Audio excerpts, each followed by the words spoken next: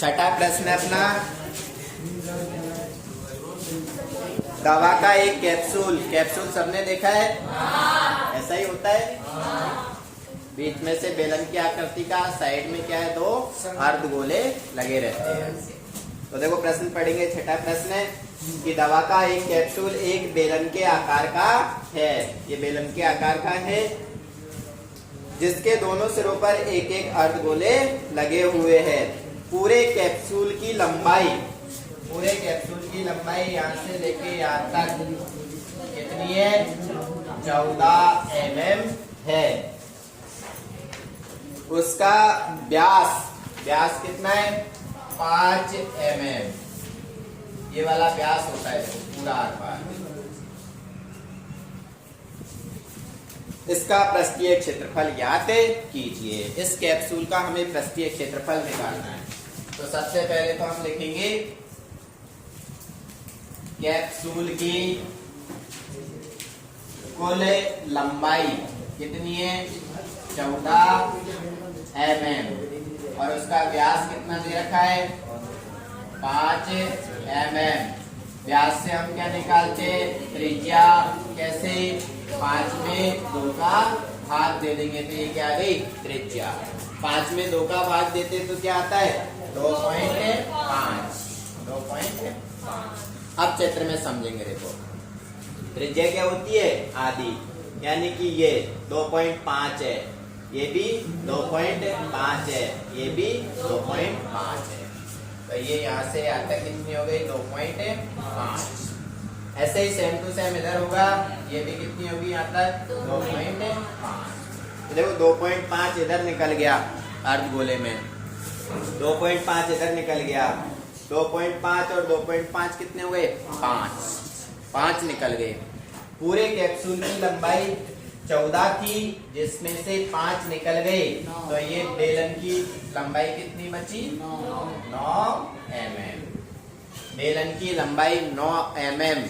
बेलन की लंबाई ही क्या होती है? उसकी ऊंचाई। जैसे अभी पड़ा हुआ है तो ये इसकी लंबाई है, यदि इसको हम ऐसे कर देंगे तो हम कहेंगे कितना ऊंचा है ना। तो बेलन की लंबाई और उसी को क्या कह देंगे अपन? ऊंचाई। वो क्या होगी? 9 mm होगी। अब इस कैप्सूल का पृष्ठीय क्षेत्रफल निकालना है। कैप्सूल का पृष्ठीय क्षेत्रफल क्या होगा? कितनी आकृतियां बन रही है? 3। तीनों जोड़ेंगे। एक तो बेलन का वक्र पृष्ठीय क्षेत्रफल, एक अर्धगोले का और दूसरे भी अर्धगोले का। बेलन का वक्र पृष्ठीय क्षेत्रफल प्लस दो अर्धगोलों का वक्र पृष्ठीय क्षेत्रफल। ये मान आएगा हमारा। देखो दोनों एक साथ ही लिख दिए मैंने, अलग अलग नहीं लिखे। कर लिया यार नीतीश ने फटाक से?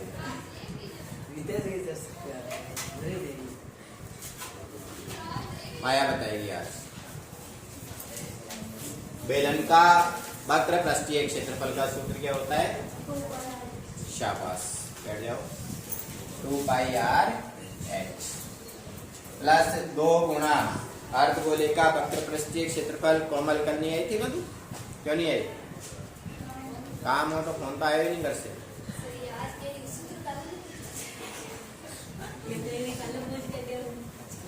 इधर इधर, हाँ। अरे तू इधर, वो तो आएगी। वक्र पृष्ठीय, वो संपूर्ण पृष्ठीय होता है। अर्धगोले का संपूर्ण पृष्ठीय क्षेत्रफल 3πr²। वक्र पृष्ठीय 2πr²। 2πr²। तो पाई का मान 22/7। r त्रिज्या 5/2 लिख देते हैं। 5/2, 5/2 एक बार ही आएगा, स्क्वायर नहीं है। 5/2 क्यों लिखा? फिर कट जाएगा उसमें। आर की जगह फिर एच का मान, एच क्या है उसकी ऊंचाई 9 प्लस 2 गुना 2 पाई का मान 22/7।